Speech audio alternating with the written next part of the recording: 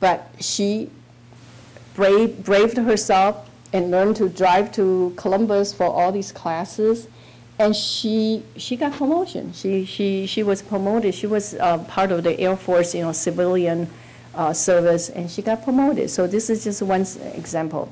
The other example I thought was very unexpected. The woman who came and at the graduation, she was telling us what she has done. In addition to pursuing to become an entrepreneur, she lost 70 pounds. And I said, that was not meant for a weight loss class, but it motivated for her to do something for herself. So that's one of the programs.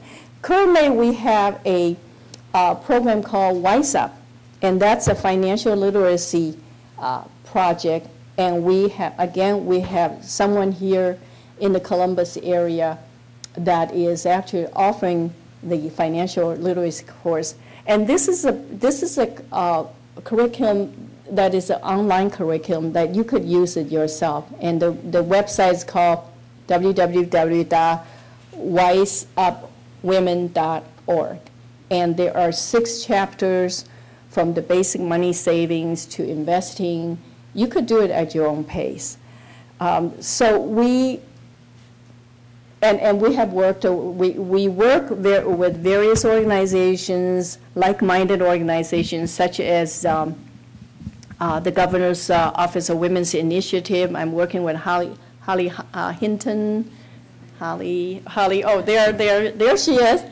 We're supporting her Momentum Conference next year. I'm really excited about that conference. Sounds like a wonderful. And Holly has a conference call every month to plan, so talk to her later about that. So the Women's Bureau is a very small office, and you will be shocked, because the way I talk sounds like I have 100 people working for me. No, there are only 3 people in the regional office covering 6 states.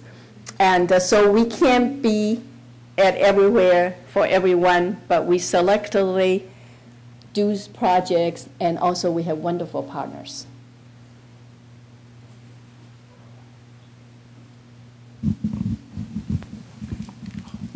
Hi, I'm Lori Pinu. I'm an attorney with Margaret Wong & Associates.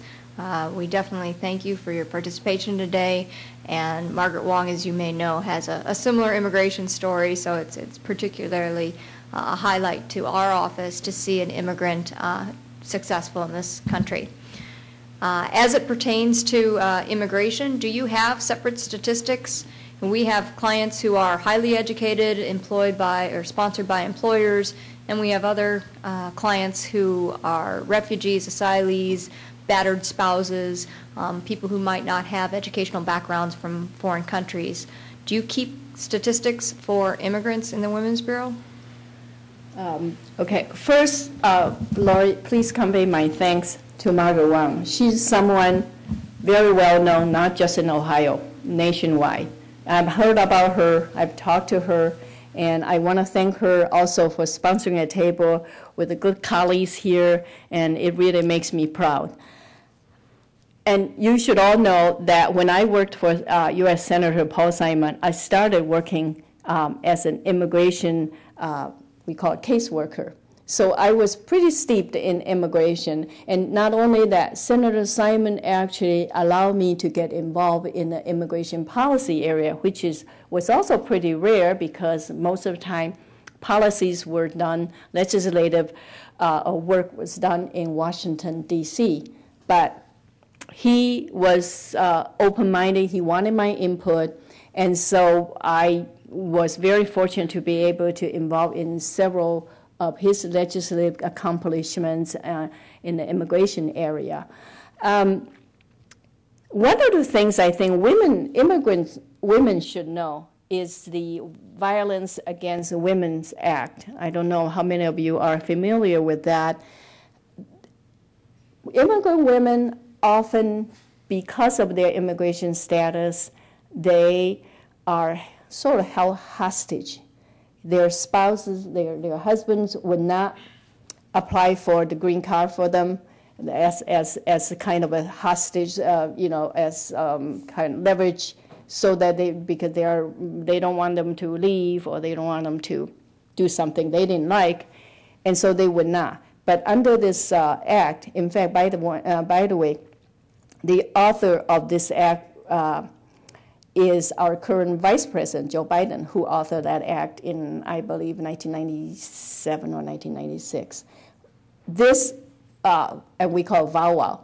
VAWA Act allows these immigrant women to apply for immigration status on their own without their spouse. It's proven that they are being abused. Statistic-wise, I don't have, the Women's Bureau does not collect particularly just for immigration, but I can share with you is that in the Asian community, still 60% of Asian Americans are immigrants.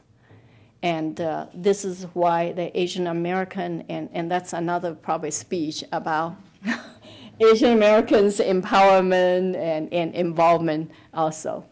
I don't have the information, but if you really wanted to know, maybe I can find out from other places that perhaps some of the immigration advocacy organizations that have statistics like that. Good afternoon. Colleen Cotter with the Legal Aid Society. Thank you for coming. You've talked a lot about getting women into positions that have been traditionally held by men, and that's a great thing. But I wonder if the Women's Bureau has also looked at the issue of the feminization of industries and positions when they are dominated by women. The pay tends to be lower, benefits are lower. As a leader of a nonprofit, it's of particular concern to me. I think the nonprofit sector in this country is a sector dominated by women and underpaid and undervalued, and present something really powerful to the community. And our funders, often government, demand more and more and more with less, and so our option is serve clients, pay our staff. So is that something that the Women's Bureau has looked at? And if not, I would encourage you to do so.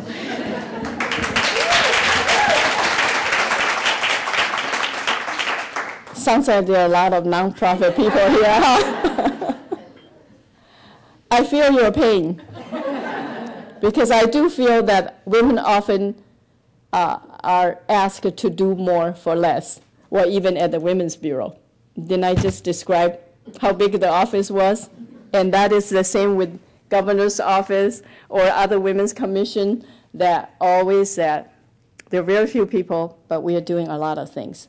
But that's also, as I mentioned, women tend to be gravitating towards these jobs. They're nurturers. We wanted that. Even some of you who graduated from colleges with degrees that you could have been in the banking industry, you could have been in somewhere else, but you chose those careers. But that's not saying that, well, then you deserve the low pay. No, that's not.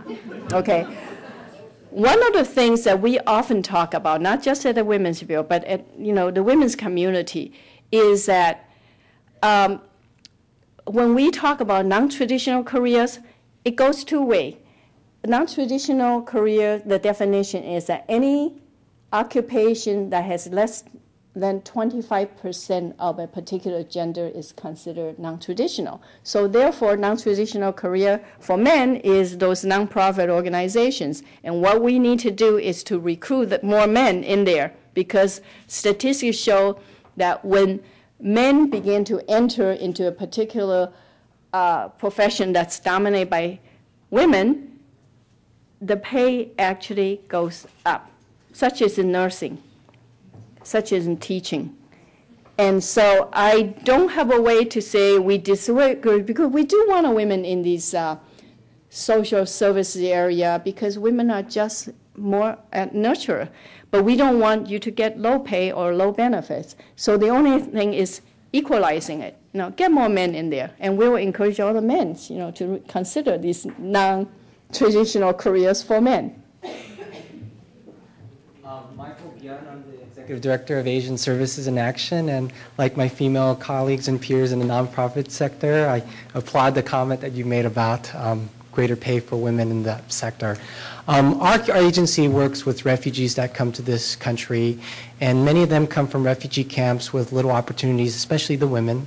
And so they're at a very different level of skill and ability. And so I guess the question I have for you is, within the Department of Labor, are there initiatives that focused on women of all abilities?